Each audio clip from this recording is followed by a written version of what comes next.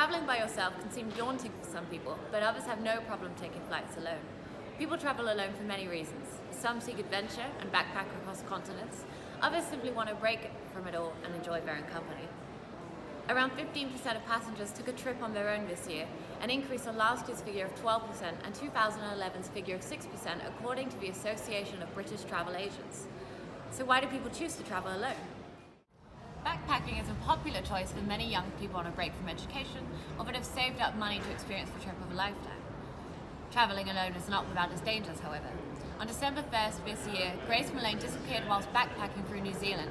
She was later found dead and police in the area suspect that she was murdered. This case is just the latest example of assaults and harassment of women who choose to travel alone. 80% of women in the UK consider personal safety issues related to potential harassment or assault when planning a trip, whilst 92% of men in the UK feel safe to travel by themselves. We spoke to both men and women staying in hostels in London who are frequent solo travellers to hear what they had experienced and how they keep themselves safe abroad. Not solo travelling is a bit boring. I want to experience the world and come across many different cultures, meet new people. Melbourne gets a bit boring when you've been there all your life, so adventure out and go other places. I don't feel overly threatened that much as a male and solo travelling sort of the countries that I go to.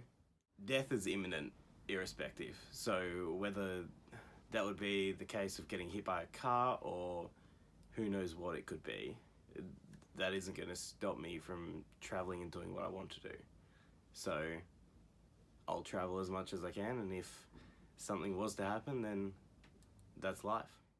Although solo travelling is dangerous for both men and women face much higher risk. Some of these heightened risks include the threat of rape, assault or harassment, and women are more vulnerable in foreign places at night. Women also have to be more sure to dress appropriately for their surroundings and take extra care when using public transport. We spoke to a young woman who has travelled to London alone about her experience and the risks she has faced.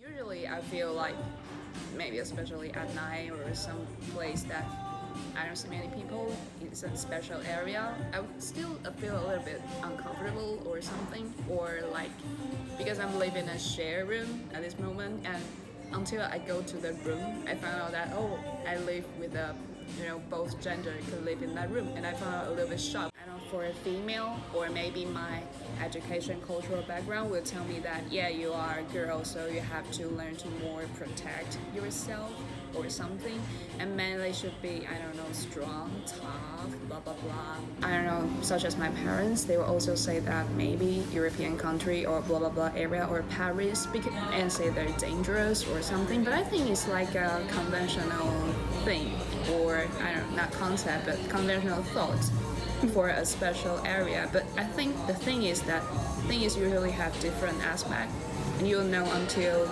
you go into that area and you see, because I don't think that everyone is bad or the people from where is bad. I don't want to, tag them into like, yeah, this is bad guy, this is good guy, so I shouldn't go to that area, I shouldn't touch with, I don't know, people from different countries or something. London Heathrow Airport is one of the UK's busiest airports, with over 70 million passengers last year, and many of those were travelling alone. Travel safety is a vital element for staying safe abroad, and there are many ways to ensure your safety whilst travelling. We spoke to a member of Heathrow Airport's team to find out what precautions they have to give to those going it alone. Always make sure that you have a spare battery, your battery is on full charge, and you have portable chargers with you. I would advise you as well to have an emergency number just in case you get lost in the country.